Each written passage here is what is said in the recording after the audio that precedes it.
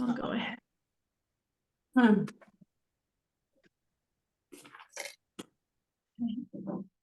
Let's see. All right. We will start with our blessing. Baruch atah Adonai Eloheinu melech haolam asher bachar banu mikol hamim v'natan lanu et Torato. Baruch atah Adonai noten haTorah. So now we are in the process of switching from the holiday of Purim to the holiday of Pesach. And as I said in my message, it's very funny. You go into the stores, and as you walk in, everything that was candy and chips and chocolates and wine and all this stuff has now been changed. And now it's cleaning supplies and dishes and plastic and foil and like all the things. It's almost like a caricature of Jewish life. Of like switching pages. It's like, okay, done with this, now we do that. So it was very nice. They have, because you get all the shelf amount of stuff. They have like all this candy and all the stuff, which, there's only so much you can eat of that. What's nice is our community has a place, it's called a Pina Cham, a warm corner for soldiers to come by. And they can come in and they can get something to drink and they can have a snack, and there's people there as like a little drop-in place. And it's kind of like a little bit in the yeshuv and on the road, so people can come by easily. So they collect extra things. You could drop off your extra shalach manas and put it for the soldiers, because guys are always, people that age are always hungry and they're working hard so they can eat all that stuff. So we took all of our extra stuff to them, which was very nice, because otherwise I eat it and then I feel compelled, like I must finish this before Pesach. It's like a big mitzvah. So now I didn't have to do that mitzvah that would be not so wise, and took it to the soldiers. So that was great. In order to get ready for Pesach, we actually have a special Shabbos. Last week was Shabbat Zachor, which is always the Shabbos before Purim. And this week, this Shabbos is Shabbat Parah, the Shabbos of the cow, which always sounds a little funny. And people are always a little like, this is kind of a little weird. So, but this is Shabbat Parah. It goes along with our parsha of Tzav, which we're going to talk about as well. But I wanted to talk about and make sure I had enough time to talk about the parsha, the Shabbat Parah, the Shabbos of the cow. Sometimes it just always seems to me like the Chinese year of the cow. But every year we have this of the Shabbat Parah. So what is Shabbat Parah? So first of all, I'm going to share this with you, and it's from a shiur, a class that I listened to from Rabbi Mordechai Aderet, and it was on the Torah Anytime, Rabbi Mordechai Aderet. So the Shabbat Parah, about the red cow, why do we read this right now to get ready for Pesach, is that one of the things we know is halachically, says a person could not eat from the Korban Pesach, from the Pesach offering, unless they were ritually pure, and the ritual purity specifically from somebody who had come into contact with a dead body. Now, we don't have any problems with people coming into contact with dead body. If you are in the Chevra Kadisha, you go to the cemetery, you are caring for somebody, all those things are great. However, there is something that's called a spiritual impurity that sets in when someone has had contact with the dead. And we're going to talk about what that impurity is and what the para aduma, the red heifer, does to correct it. So this was a completely novel class to me. I'd never heard any of these things before. Perhaps you will have, and that's great. Just to clarify, the ritual of the red heifer is something that we say that it is a chok, it is a statute for which we have no understanding. Ultimately, even King Solomon, who is the wisest person, doesn't understand how it works because of one aspect. One aspect of it is the person who prepares the ritual sprinkling waters that have the ashes from the red heifer, the person who prepares it in order to purify the person who needs the purification, the person who prepares it becomes impure, and the person who he sprinkles it on becomes pure. So there's like a transfer, and then the person who is the sprinkler rather than the sprinklee has to wait and then immerse in a mikveh. So we don't understand it. We don't have an explanation for it. That being said, much has been written about the red heifer. much has been written about trying to understand what is it that it does. So again, going back, does this happen? It happens when someone has come into contact with a dead body, or even at a cemetery, because that's considered in contact. As you know, somebody who is a Kohen does not can go into a cemetery, but must stay on the public road. Can't even be under a tree that's on the grounds of the cemetery and has branches that hang over that would be over them, because that's considered being in contact. So it's a very strong prohibition. So all of us now basically are in the category of, it's called tumat mate. The tuma, and impurity is not a good word because it makes it sound like there's dirty or there's something wrong, but is the tumat mate of coming into contact with the dead. Says that when Mashiach comes, all of us, in order to go up to the Temple Mount and to go to the Beit HaMikdash, will need to be sprinkled with waters of the red heifer. And so to that end, the Jewish people are always concerned, and not in a bad way, concerned, happy to have a red heifer around that can be shechted, can be killed and burnt, and its ashes mixed with water to turn into this sprinkling water. So I want you just to set aside what your discomfort about why should this cow have to die? It's like we're not even getting its meat kind of thing. Okay, this red heifer, it was burned completely in a big bonfire, and then the ashes were mixed with water, a lot of water, and then the water was sprinkled on the person, and then that was the purification process. So we always have red heifer. I just got a text today that we have red heifers in Israel now. In fact, I'm going to share the screen and show you this because it's just, I just think it's kind of funny that on one hand, we're involved with what we're involved with. On the other hand, it's like, okay, we're getting ready for Mashiach to come and we'll be ready with our red heifer. So where's the red heifer? The red heifer is in Shiloh. So these are halachically sanctified red heifers that meet the criteria. So should the occasion arise when we need to have it, the red heifer is there. So you see that there are people visiting over here to come see the red heifers. So that's that we have them actually right there waiting to go. Okay. So I think that's really funny. And then what do you do on your vacation day? You go visit the red heifer to see okay, we see you. Now the qualification for red heifer, it's not so easy to have this red heifer because it can't have even one black hair on it. It has to be 100% red. It can never have had, it has like all sorts of other criteria. It can't be worked. It has to be a heifer that has like an easy street life. It has to be completely, let's see, did you hear about the Red Heifer Conference happening this week in Israel? I did not hear about the Red Heifer Conference happening this week in Israel. I'm sure there is because this week is the Shabbat Parah of the Red Heifer. It was given as one of the reasons by the Islamic fundamentalists of why they started what they did is their concern that we have the Red Heifer, and now this is just proving that we're going to be destroying Al-Aqsa, etc. So they know more about it than most Jewish people, I have to say, though that's not anybody's plan. It's when God's plan, it's God's plan of when this is needed, but we always have the red heifer available so that we can activate that.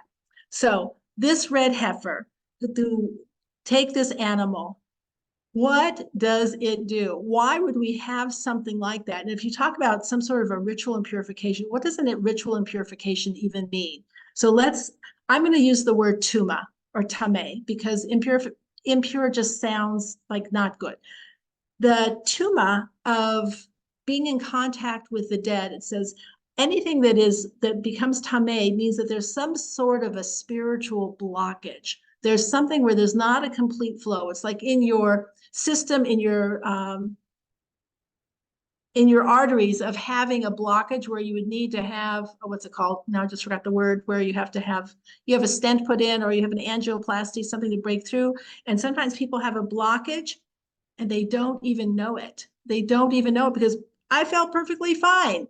So that's the challenge with something where there's tuma, is you can feel perfectly fine. You think you're perfectly fine, but there is some sort of a spiritual blockage that needs to be taken care of. And the spiritual blockage is removed by a spiritual process. Now, on one hand, this process doesn't sound so spiritual. You take this cow, you slaughter it, take a lot of wood, you burn it up until it's pure ash, and then with the wood too, and then you put a little bit of it in water. It sounds kind of like, that doesn't sound so spiritual, that sounds kind of yucky. Okay, so we want to enter into a different realm and look at this from a different perspective. According to our tradition, our sages, it says God made the world out of 4 different elements. Now, these elements are not going to sound strange to you because other cultures and other religions have picked up on this. What are the 4 elements that make up, like that everything is made up of? Anyone want to volunteer anything? Patricia. I would say water. Fire, water, Air, air, and one more. earth.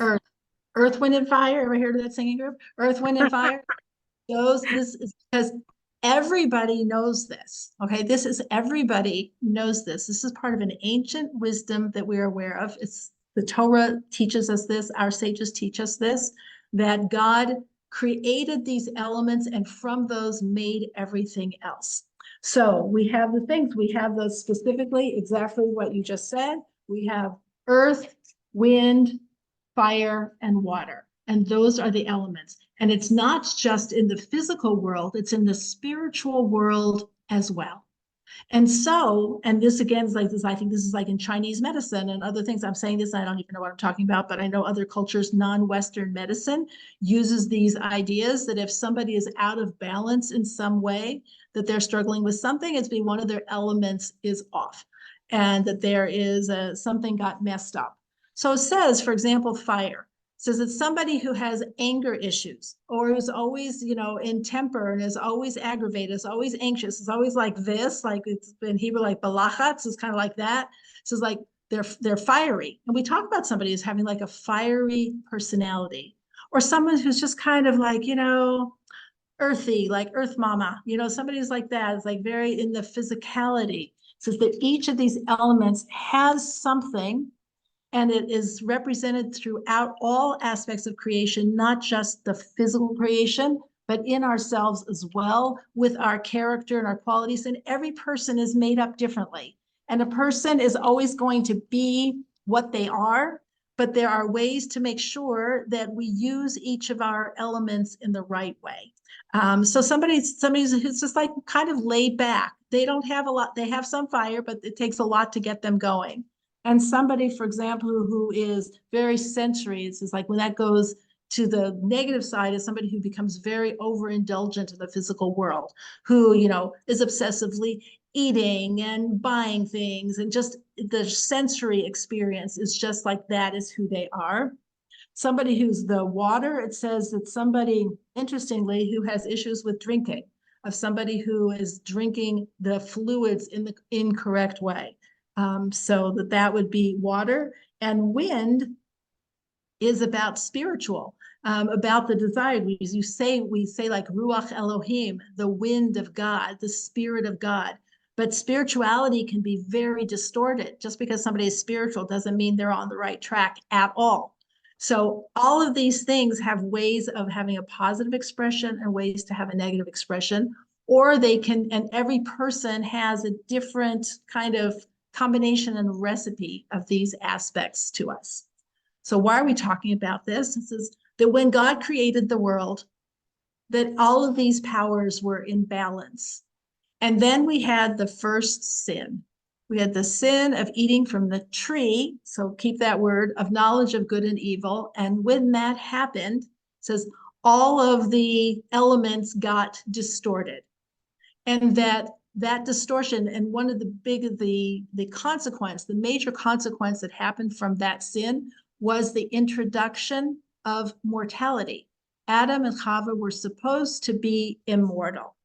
So when we come into contact with somebody who has died, what has really happened It's like we have come into contact with that primordial. And when we don't say original sin like this, that this taints us from like birth and it has to be like forgiven, but we are connected to mortality. Why do people get freaked out about cemeteries or dead people who have died, and people don't want to think about mortality? I don't want to think that I'm going to really die, even though I know I am going to. It's because it shakes us up. It shakes us up. So the contact with death takes us back to the garden, takes us back to the time when that first was introduced in the world. And at that time, all of those elements, because we shook up the world with that, it wasn't just like a private thing, it kind of shook up creation. We are in a place where creation has been shook up. We have a further understanding, which is that there are angels, malachim, who are the managers, if you will, of each of these forces. Okay, so we're going to talk about those angels. The angel of wind in Hebrew is ruach, is the angel Raphael, which is actually the angel of healing. But if you notice, it starts with the same letter, resh, for Raphael and ruach. So Raphael is the manager of ruach. The manager of water, which is Mayim, is Michael, otherwise known as Michael, who is like God, Michael. The manager of earth which is Adama, starts with an aleph, is Uriel. Uriel, it starts with an aleph also, but it has a u vowel, Uriel. It's the light of God. And the person who is fiery is the angel Gavriel, is Gavura, from the power and strength, which is one of those qualities which we know you can have too much of. You need some, but you have to have it in the right amount.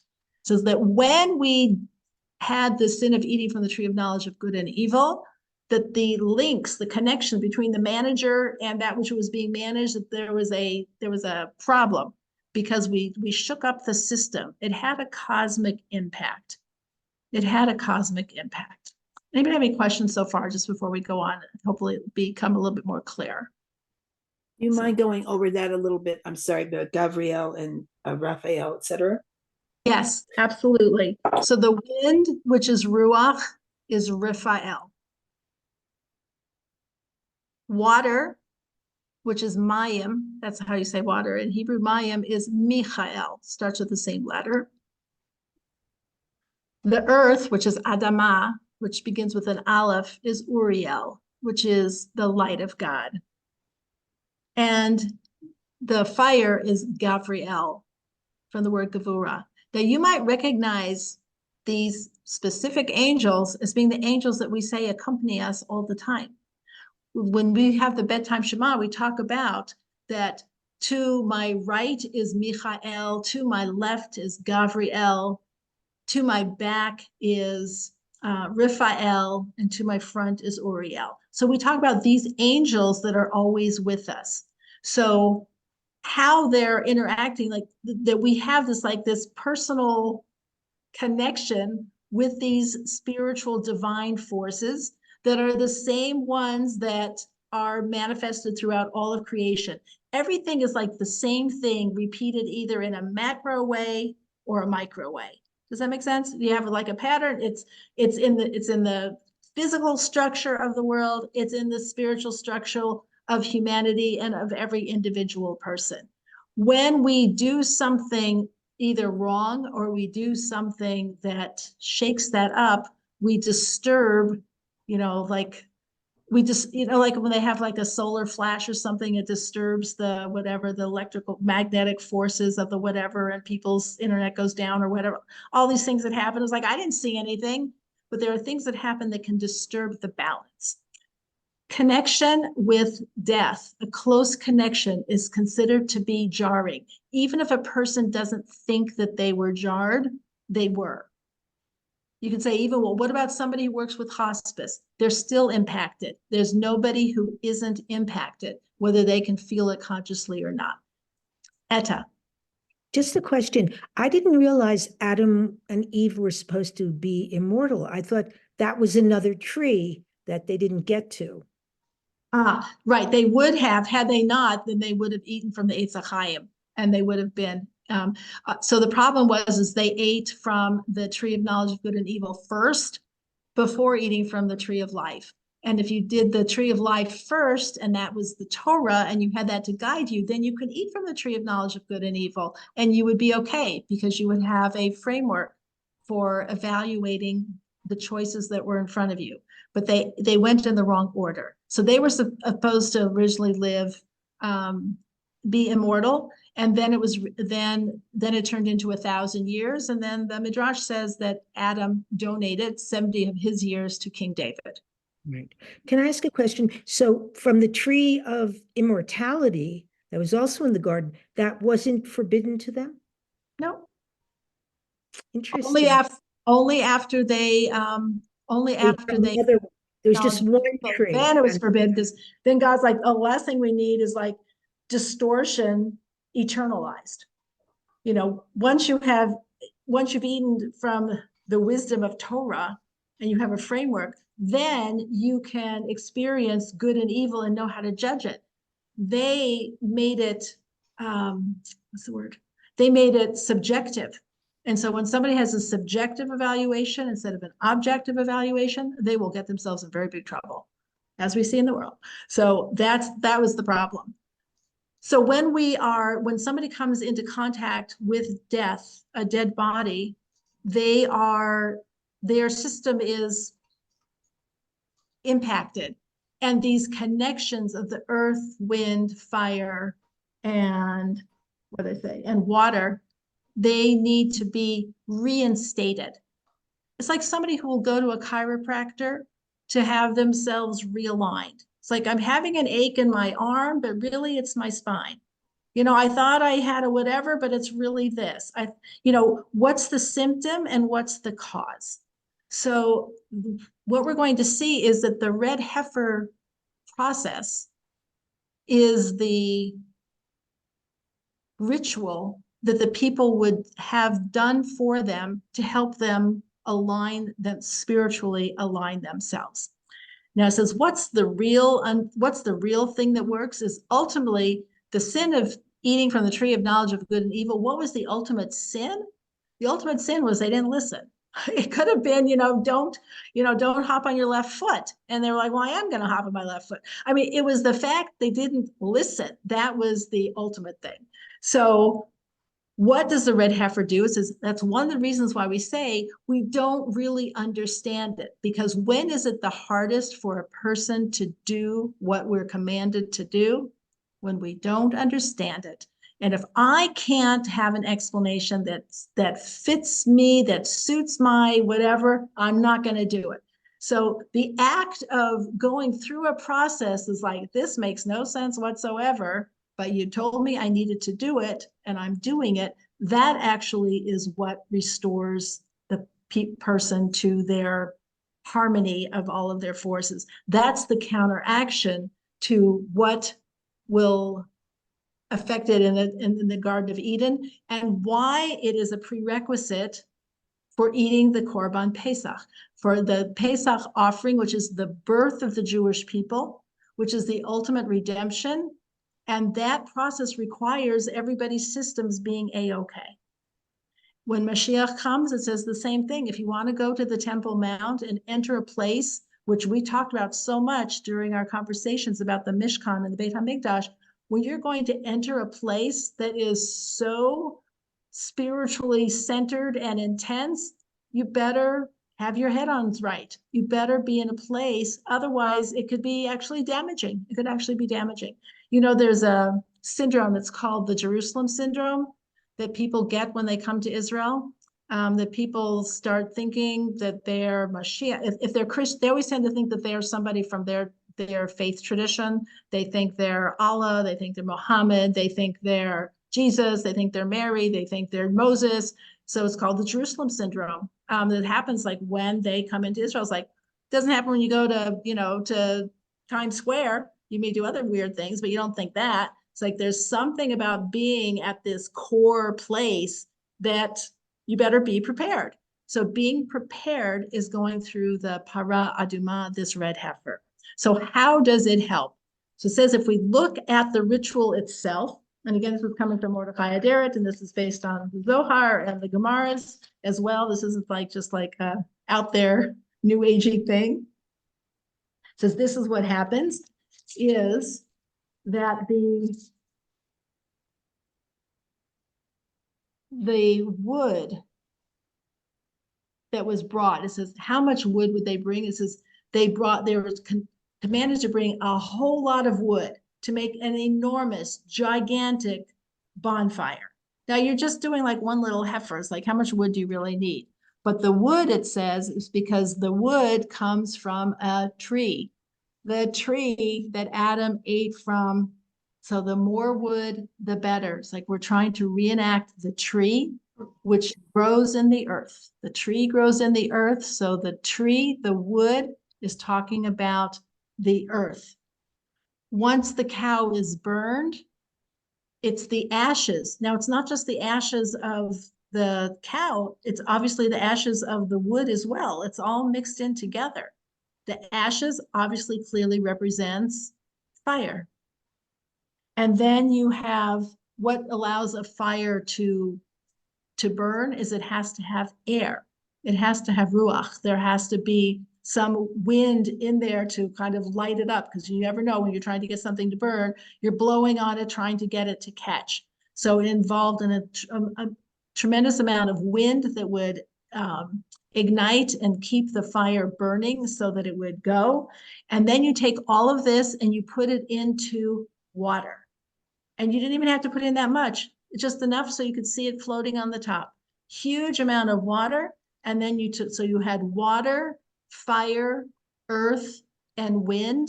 And that's what that whole thing symbolized. And then it was sprinkled. David, someone's at the door. So that's what that would symbolize. And so that says that when a person then went through that, it realigned their spiritual system. And then they could participate in an intense spiritual place of connection because they were back on track. But again, what it says, what really got a person back on track is I'm going to give you an opportunity to do something that's not going to make so much sense. It's nothing dangerous. It's not like I'm telling you to like hang upside down from, the 10th story window. It's like, we'll sprinkle these things on you and that will purify you. Because what purification means is spiritual reconnection. I'm now receptive. I can receive the relationship.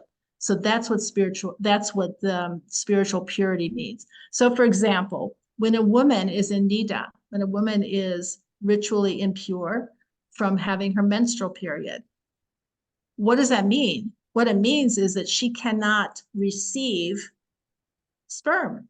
She's not prepared for a growth opportunity. Her body is shedding lining. It's not in its receptive mode. It's in its rejecting mode, which is fine. That's a healthy cycle. So she also goes through a process of ritual purification, which is through the mikveh, not the red heifer, thank God. Otherwise we'd have a big problem. The mikveh that makes it, I'm now receptive. I can now receive. So it's a spiritual state of being. Again, it's not good and it's not bad. It's just talking about different states of being. So this Shabbos of the Shabbat Parah, when we read this, and it sounds so strange to be able to think about this and have this in mind of what the power is. And the truth is the world should welcome us doing this. The world should welcome having some sort of a ritual that would realign humanity with its ultimate purpose and get us back on track. Because the way I'm seeing it, things are looking pretty crazy. So there's clearly the washing machine is thunking. So we are off balance, like when you have the towel in and you're spinning it and it thunks and thunks and thunks. We've got such imbalance. The way to be able to do this is when we do this, it's for all of humanity's benefit, because then it means that the full divine connection can function. And when the full divine connection functions, then we will be a reflection of that in this world as well. So this is why we're going to have this Shabbat Parah and why it's considered so important before we celebrate the holiday of Pesach, and that people went through this. If you remember, we have a holiday, it's called Pesach Sheni, that people who it's not now because we don't have a Parah Adumah that's ready with its ashes. But in the ancient times, it would be that if somebody was ritually impure and they didn't have the time to go through this purification process, they could not have Pesach. And so they would have Pesach Sheni, which means a second Pesach, which was exactly 1 month later after Pesach. It was in the month of Iyar, where they would go through and then they would have Pesach. So in case you weren't ready, like you could be because you didn't get your dishes changed. It had to be because you were ritually impure. So that is the special Shabbos that we have of our Shabbat of the cow. Any questions or thoughts on that at all? Yes, I'm sorry. Do you mind repeating what you said about the character that fits the Ruach, the Adamah? It's fascinating. I just didn't get to write it. I'm sorry. Sure. So we were saying that these things of the earth, wind, fire, and air, earth, wind, fire, and water are their personality and character aspects as well. So that we have fire, which is like about passion, which can go one way or another. We have earth, which is like very sensory. It can also result somebody who's very earthy, could also be somebody who's very lazy. It says like earth likes to not move. A couch potato is someone who's got too much earth. Like I'm just like want to sit. Or it could be, go in a different direction. So it plays out and you can see it. It's like the Sfirot. When we talk about each of the Sfirot having aspects that apply to character qualities as well. And these is just like the makeup of who we are. And that the Ruach then of like more the spirit says like spirit is good, but spirit can also go in somebody who can like sit and learn. They could just sit, but somebody can sit all day and be engaged in something that's very cerebral or spiritual, but could be very destructive. So the Ruach is about the spirit, and then the water is about drinking, about people who have trouble with alcoholic beverages who are drinking. So it says you can be someone who's like, they're like water. They're just engaged with that. So people need to know themselves and know how to correct, or I shouldn't say correct, it's really how to bring into balance or how to use whatever that quality is in the right way. So for example, we talk about that King David had the same qualities as Esau. They were both born, it says, under the planet Mars, and that they were blood passionate people. Esau used his to destroy, and King David used his to serve God. But they both had the same qualities. So there's no such thing as like, oh, I got a bad recipe. Nobody has a bad recipe. We just have ways that we may not be using them right. And there are all sorts of things that can influence and upset the balance.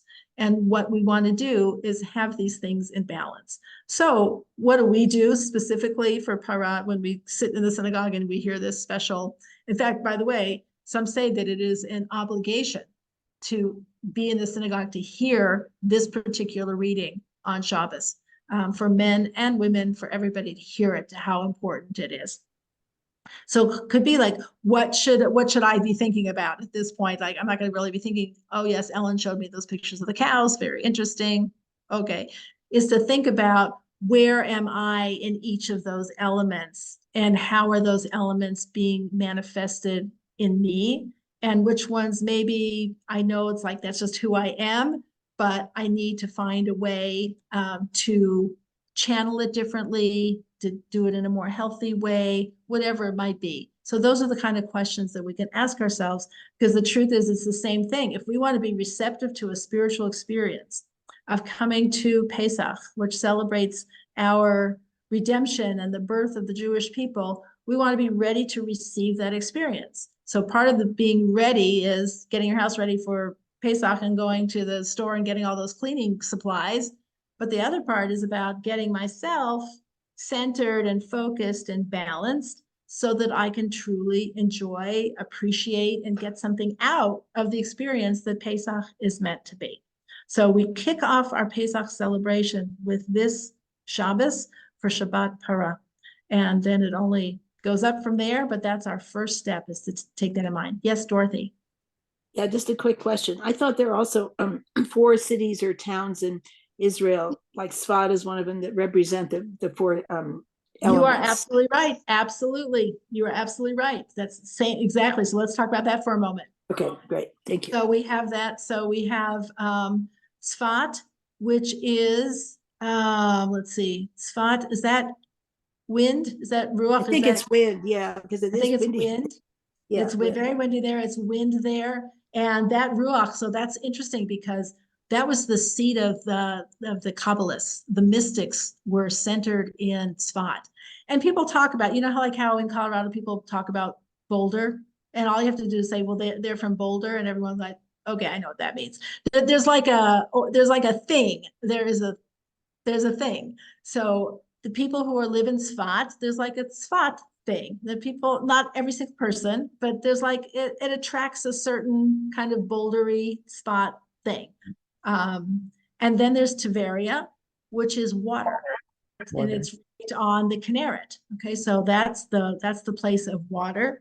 And then Hebron is earth, and I think it's Hebron is earth, and Yerushalayim is fire.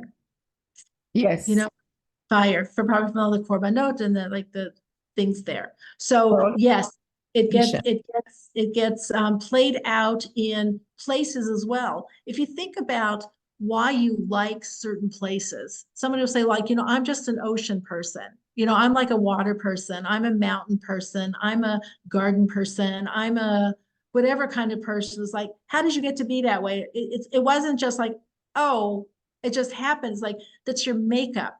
That's your makeup. So like, I'm not a water person. I could probably, in fact, I was talking to someone today when Steve and I went to Mexico for a vacation after I did my master's degree. I had to force myself to go into the water. We're sitting on the beach. What was I doing? I was reading. I was sitting under the umbrella with a drink and reading. That to me was like the ultimate. Was like, you're going to Mexico and you're going to the beach and you're not going to go in the water. I'm like, you know, I take it or leave it. Other people were like, oh, I must get to the water. So I was like, I must get to the books. So people are different. That's just how they are, you know. Ellen, Yes. I would say that Jerusalem isn't just one, because Oh, for sure, no place is just one. So Lena, no place is just Jerusalem one. particularly, because Yeah. I sense a great amount of peace and holiness, and fire would suggest more passion, but there isn't just passion, because you can't have just passion. I think Jerusalem is extremely special in that it has a mix of maybe more than any other place of different humors. Is that the word? In other words, It's like that. We're not using exactly those words. These are the elements of creation, but yes, all of the places have a mixture. All the places have a mixture. This was just how our sages look at it, is each of those, the 4 holy cities are considered one of the 4 elements. And it just means like, just like a person, like, you know, just because a person tends to be a certain way in general, that doesn't mean that they're that way exclusively. It just means that's like a majority. And I would say that Jerusalem, yes, a place of peace, but I can't really think of a place that has been the location of more confrontation, conflict, passion, and fire. Tension. Jerusalem. So I would disagree with that. And ultimately, the goal is, of course, shalem, to come to shlemut and to have a place of bringing these all together. Because when it's all in balance, and when all those other places, so maybe Selena, going off of what you're saying, is when everything else is in balance, then all of these places will become completely an expression of their essential their essential nature, but in the positive way, because Yerushalayim is supposed to be a place of incredible passion. It's supposed to be the most intense spiritual experience you can have, is to be in Yerushalayim. So we want that, but we want to be on the good side. We want to be on the good side. Also, there's a lot of passion suggests no boundaries and craziness to me. Ah, Right? that's when it's out of balance. That's exactly right. With passion, when it's when it's good, you take somebody who is passionate. We require passion. If there's no passion, we have no progress. So people who have to be passionate about what they're doing, it just has to be the correct expression of it. And all of these things require boundaries, every single one of them. So there's nothing that's probably the problem is like passion without boundaries, couch potato without boundaries. You're supposed to sleep. You're supposed to be involved in the physical world. And there are boundaries. There's a structure. So knowing how to do that and what we're supposed to be, how we're supposed to engage with the world and all of these 4 elements. And to think again that we refer to these malachim, these angels, on a regular basis, that we are saying like they are surrounding me and they are reflected in me through who I am. And I'm supposed to know that and to be aware and have some introspection about how that's all playing out in my own life. Okay. All right. So with that, I would like to go into Parshat Tzav a little bit as well for a few minutes. Parshat Tzav is on page 569. And it's interesting. The word Tzav, you might recognize it. It's the center of the word mitzvah. Okay, so the word mitzvah, and here it says command. Hashem spoke to Moshe saying, Tzav et Aharon, command Aaron and his sons. And is going to be talking about all of the different offerings. And what I want to do is to talk about this in a homiletic way, which is how our sages look at a lot of this when we are looking at the offerings specifically. So what do I want to focus on first, which is the description of the Kohen's outfit that he's going to wear when he separates, when we talked about ash before. Ashes are important.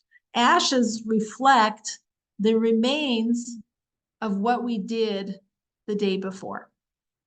And the question is, what do you do with the accomplishment of the day before? It says, you can't, yesterday was yesterday and today is today.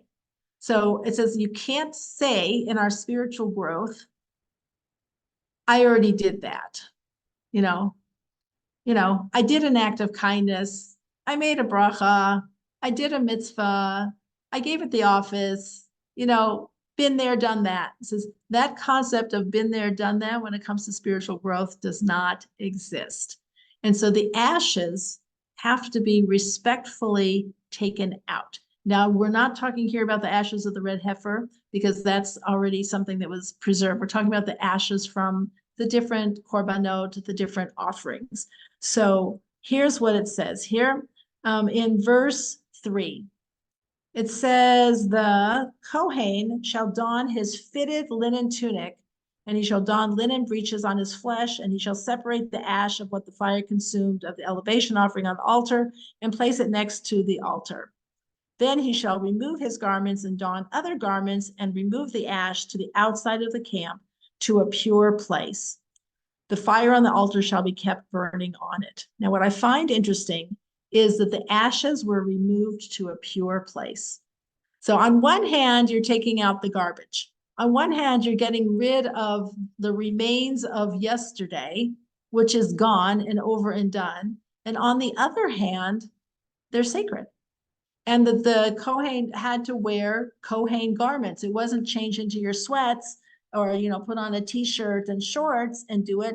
There, that was part of the service, was taking out the ashes. So I find 2 things are so interesting, and not just me about this, is that they required special clothes to be able to look at and to respect and appreciate what we did yesterday and our accomplishments from yesterday. We're supposed to have to be motivated by our accomplishments from yesterday. So we don't want to rest on our laurels. We want to use our I did that yesterday, so I can do that again today, or I can go even further. I can do even more today. So I want to treat those ashes from yesterday respectfully and wear even special clothes to take them out because they are pure. They are actually holy as well. when it says that he shall, go back up to verse 3, the Kohen shall don his fitted linen tunic. That's so interesting. And then he should put on linen breeches for when he separates the ash. It says he's separating the ash, and he has to specifically wear fitted linen tunic. That's kind of weird, because other places it just says like put on your, like wear your tunic. Like what else would it be? But the Hebrew is in next to the letter Gimel. It says v'lavash hakohen mido vad. Mido, a midah is something that is measured. So for example, I was at a store today and I was looking at a really, really cute hot pink, what is it? Jacket that was like a fleece jacket, but it was midah, it was size 0. That did not fit me. I said, yesh midah acheret, do you have another size? So on one hand, a midah means a size. That's how you say that something is measured, that it fits you. But we know what is a midah also. Our midot is the plural. A midah is a personal quality. If somebody has good midos, if they have good midot, or that's a midah tova, that's a good quality, that's a good character trait. They're so kind, they have such good midot. They're kind, they're generous, they're patient, they're whatever it is. When we are doing the counting of the Omer between Pesach and Shavuot, and we have the 49 days, and we go through the different midot, the different qualities that we want to focus on strengthening and having expressed appropriately in our lives. Those are called midot. So if you're familiar with Musar, of anything like that, that's about working on our midos. So what does it mean when it says that the Kohen had to wear a mido vad? He had to wear something that fit him. It's like, what does that mean? It says, yes, he had to wear something that fit him, but why does that have to be in the Torah? Like, he had to wear something that fit him. It says, we need to have our spiritual state of being, our personal growth, fit us anew each day. You need to wear something that fits you. It shouldn't be too much, shouldn't be too big, like a little kid. Yeah, don't you love to see like little kids walking around in their parents' shoes, or they put on their coat and it's like really cute. They're wearing things that like they want to be grown up, or you put on something that doesn't fit you and it shows like what you aspire to be. But when it comes to working on our midos, we don't want to try to be something that we're not yet. We want something that fits for the day. And we also don't want something that's too small. It's like, well, I wore this last week, and so it fits me this week. It's like, no, it doesn't. It doesn't fit anymore. So each day it needed to be a tunic that fit. It needed to be that he was in a place of spiritual growth, which is hard to do when you're doing something that doesn't look like it's spiritual, such as taking out the ashes. Okay, you'd be like, can't I do something more interesting? Like, I'll give you an example. I'm not proud of this, but when the war first started, there were a lot of volunteer opportunities to do things for the soldiers and the soldiers' families. And there were things that I had wanted to do, and I did do some. And then this person said to me, she said, well, there's a woman on the yeshuv, she's kind of having a hard time.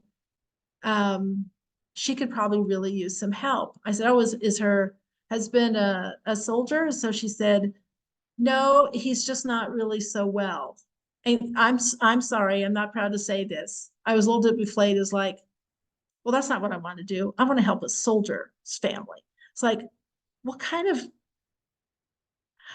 did I really want to do chesed? No, I want to do something that's like, I'm helping a soldier, because it was about me. It wasn't about who needed help. It was like, that is terrible. That's terrible. As I said, I'm not proud of that moment, but it was just like, oh, I don't want to do that. So it's like, what is the midah? It's like, we need to see like, oh, that's kind of like taking out the ash. I think can I do something that's like a little bit more glorious, that has like, that I could like talk about to my friends, say something.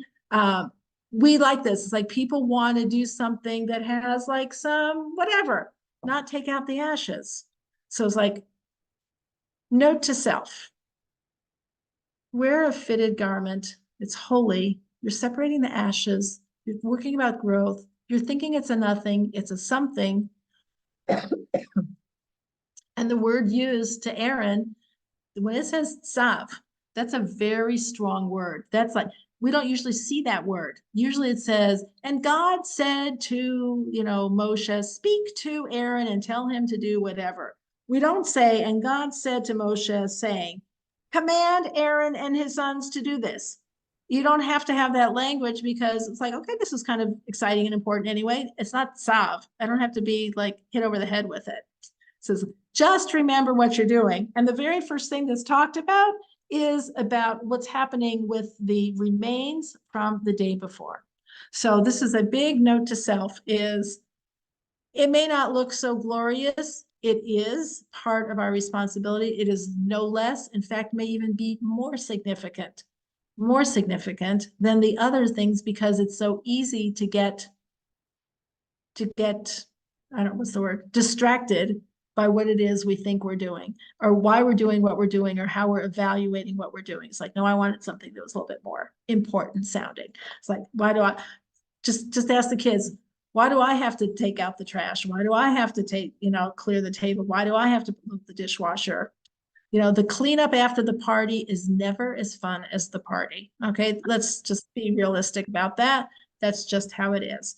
And it's because we don't fully appreciate that the whole thing is the celebration. We don't appreciate that because it's disguised as ashes. And in fact, it's really what remains from the party that you had. And so that is holy, holy work. Okay, so that's that. Yes, Andy. I have a question. When they say separate the ashes, what does separate mean? That's a really good question. And I did not look to see exactly what they were talking about. I don't know. Andy.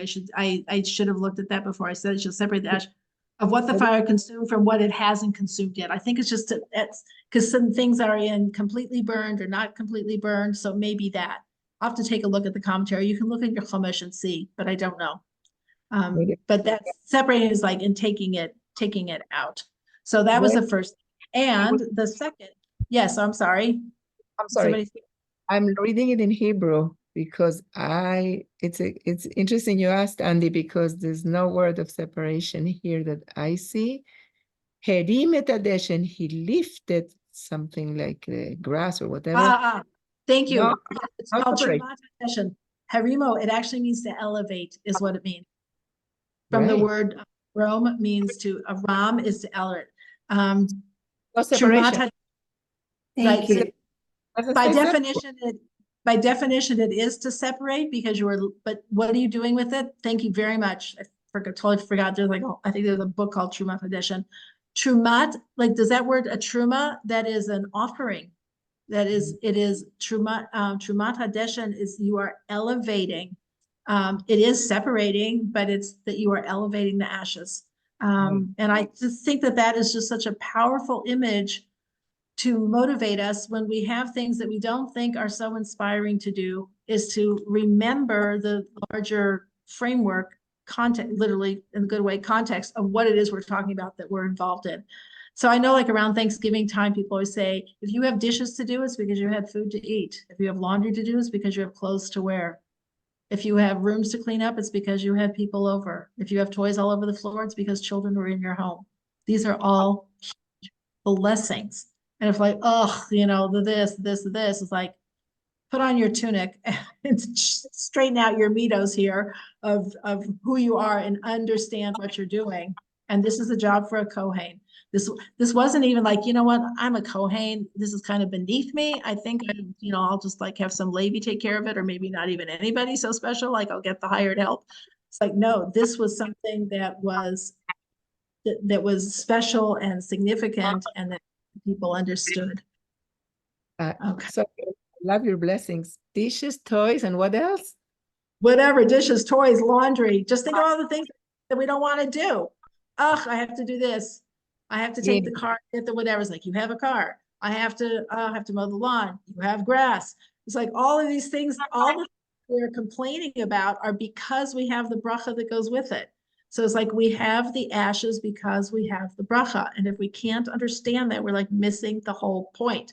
So we're supposed to get that on our minds and have a tunic that is, get that midah appropriately on us as we engage in these activities. It will change. It's a game changer, because think about how much of our time that we're engaged in different activities and tasks that don't seem so glorious. And then in fact, if somebody said like, what'd you do today? Oh, nothing. I went to I did the laundry. I cleaned the house. It's like, I did the laundry. I cleaned the house. All these things are part of the bracha. So this is what was being commanded to Aaron and his sons to remember, like, this is important. Like, yes, just remember the Kohen Gadol, Aaron, goes into the Kodesh Kadoshim, the Holy of Holies, 1 day a year. If you're waiting, like the only day that really counts on your, like grand day is like some high point moment, you're gonna have a sad life. The truth is, the day in, day out sacrifices and cleaning up the ashes from the day before, that was most of it. That was most of it. The rest were like, yes, thank God there are those other high points, but most of it is a lot of work and understanding it in a proper context. I think it's also appropriate getting ready for Pesach as we get involved with there is cleaning, there is work, there is a lot of effort and energy and money and time that's involved in preparing. Thank God we get to do that. Thank God we get to do that. Okay, I think actually with that, we will stop and we'll just conclude with a review of our Hara Aduma, and it fits in nicely with what we just talked about with the ashes, of cleaning up, of recognizing and understanding that we are trying to prepare for a spiritual experience. Obviously, we have a diminished spiritual experience because we do not have the Beit HaMikdash, we don't have the temple, we don't have the Passover offering, we don't have any of that, but we are still making Pesach, and we are celebrating Pesach. God willing, we will have something, who knows, that Parah Adumah could be just waiting there for us. It'll be the 10th. There have only been 9 red heifers that were turned into ash throughout Jewish history. And this is the first one was done by Moshe Rabbeinu, by Moses, and the ashes that he did are hidden away with other things. This is because every subsequent red heifer that was turned into ash, it was mixed in with some of Moshe Rabbeinu's. It was mixed in with some of the ash from Moshe. So we need to find that ash first. At the rate that I keep reading in the news every day, it's every week in Israel where they're finding things. Oh, they found this coin, they found this pot, they found this whatever, we'll find it. But when it's meant to come, it'll come and it'll be mixed in. It says the 10th and final one will be for when Mashiach comes. Should be soon and in our days.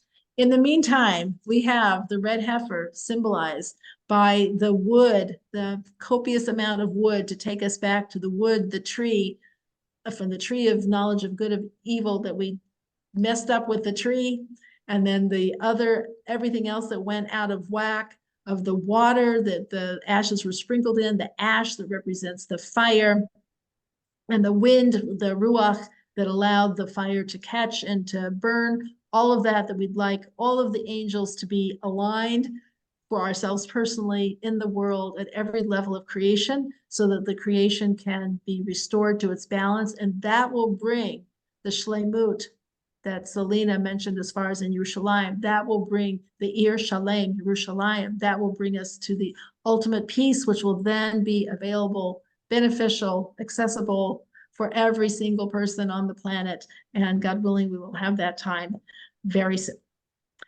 Have wonderful Shabbos, Shabbat Parah, and I will look forward to seeing you next week. We change our calendar. We change our clocks tomorrow night, so next week I'll be on the same time. The Shema.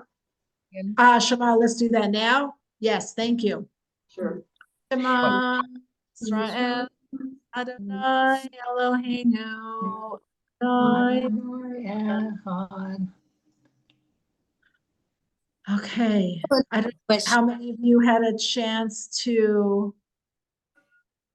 tune in to the International Shema at the Kotel on Fast of Esther's. So powerful. Really Very beautiful. powerful. I didn't do it at the same time because I did Minyan here first and then the program that was an hour. So Yeah, it's yeah. It's okay. It's okay. It was wonderful. It was It was lovely. It was really amazing. I All was right, cra- everyone, thank you so much for joining me, and I will look forward to seeing you all, God willing, next week. Have a great Shabbos. Hopefully, the Thank you. hostages will be freed. Amen. Hostages will be freed. If they're not, come to Wash Park Sunday afternoon at 2. So walk for the hostages in Wash Park in Denver, please. We need Thank as you. much support as we can. Thank you all. Ellen, I have Shalom. a question. Yes, Did she- question. Yes, you go? Selena? So if it says the error is Israel makes one wise, why Yes. does that situation come up where people get spiritually carried away? Because it can make you wise, but you have to be careful. Just like anything that has it's powerful. So anything that's powerful can be misdirected. If somebody, it depends on it's like if you have fertile ground, you can say it's very fertile ground, things can really grow in it. In fertile ground, weeds also grow. So it says that if you have somebody who comes and they're not, you have to work on you have to work on your personal character in order to benefit from the air that makes you wise. It's not an automatic thing because it says Torah is a double-edged sword. If somebody is not prepared and they're not like the right kind of person, it can be used to your death or to your life. So people can get very, I mean, I remember learning with Rabbi Tursky, and there was somebody who was not mentally healthy. And he told her that she couldn't come to the class because she was misunderstanding everything and misapplying it. And it was not healthy for her. He wasn't mad at her. He cared for her very much. You can't come. It's not good for you. So yeah. Ellen, remember we were together, you were the assistant teacher already of Rabbi Torsky, and one time he told us that he had a conversation with someone that he could see that didn't have an neshama. Remember that conversation? Yep. I don't even know what that means, but yes, he said they did not have a neshama. Like, I don't even want to know what that means or how that happens, but yeah. They weren't Jewish? If that means they're not Jewish? No, this was somebody who should have had a neshama. Neshama. Yeah, Gabi and I heard this. I have no further comment because I don't know what that meant exactly, but it was. I'm yeah. sorry. The other tree, the one that would give us immortality, is that the Torah Eitz tree? Chaim, the Eitz Chaim. So just remember, so it says that the Jewish people, when Torah was given at Mount Sinai, so that we had reached the level of going back to Adam Harishon before the sin of eating from the tree of knowledge of good and evil. Had we not sinned with the golden calf, we would be in a very different position than we are now. But here we are, Plan K. Don't even know which plan we're on yet, but we're on the plan. Are you going to be home on May 26th in Israel? Or are you in the US? I'll be in the US. Because guess where the Husson's family found a hole? Oh, you're gonna be in Mitzvah Yericho? Oh, that's so wild. Oh, that's so you funny. could just step out your door. Yes, I could. I could just step outside my door. Oh, Mazel It's like Tov. Yarden. You know it? Yeah. You Yes. I mean, that's where the soldiers stayed there at the beginning of the war. They were staying in the wedding hall Oh, why? because they were like doing different maneuvers and things. Oh. So they stayed here. So that's why I was Well, if your involved. plans change, That's why you I know. was involved in helping the soldiers like this because they were here in the wedding hall. Oh. Well, if your plans change, you know you're welcome. Thank you so much. It makes me happy to know you'll be here. I will definitely be able to picture you there. We're actually going to a wedding there in a couple weeks. So Great. I'll just have you in mind when we. And someone said to me, "Oh, it's in the West Bank." I'm like, I don't think so. Yes, absolutely, it's the West Bank. No, but the homeland is Eretz Yisrael. Yes, it is. Right. Oh, that I thought No you meant such thing. it's Eretz Give me a Yisrael. That's break. right. Yehuda and Shomron. That's Right. where we are. Right. And I told them, I said, you don't know anything. This is someone in my family who was raised with the same father as me. So I don't know how they think what they do. But I said, Menachem Begin took away all those terms and said, it's not occupied. It's not this. it's Yehuda and Shamron, or Yehuda whatever the Shamron. other area is. It's not, we occupied this or that. It's our land. So I'm And like, someone said to us, like, oh, you're going to live in conquered territory. And someone said, yeah, it was conquered by Yehoshua about 3,000 years ago. So, oh, you know. very good answer. Very good answer. I know the whole thing is just so it's so funny because somebody told Esther, they said, oh, somebody in Israel, but we're not going to drive there. And I'm like, Esther, like, this is where God has put your wedding. You were in a rush to get married before the summer. I said, wait till the summer, but no, they want us to get married. Like, and I was overruled by everybody, including the rabbis. I'm like, okay, fine. So I said, it's beautiful. And the people that are meant to be there will be there. That's right. Yeah. I'm sorry I can't I be said- there. God willing, I'm going to be in Boca with my grandchildren. Well, you never know. You'll receive. I hope that's where I am. That's where I plan to be. Yeah, you just never know, and if you are, even if you haven't replied, you can always just turn up. I just wanted to let you know that. Thank you very much. Thank you. All right, Thank ladies, you. thank you so much. Have a wonderful Shabbos. Enjoy that red heifer. And Where are you for Shabbat? we're here. We're Very here. nice. On your own or with family? On our own and with friends for Shabbos lunch. Very nice. Have a lovely time. Thank you. All right, ladies, be well. You All right, too. thanks for Thank class. you. Thank you. Thank you. Parsha Koach. Thank you. Thank you.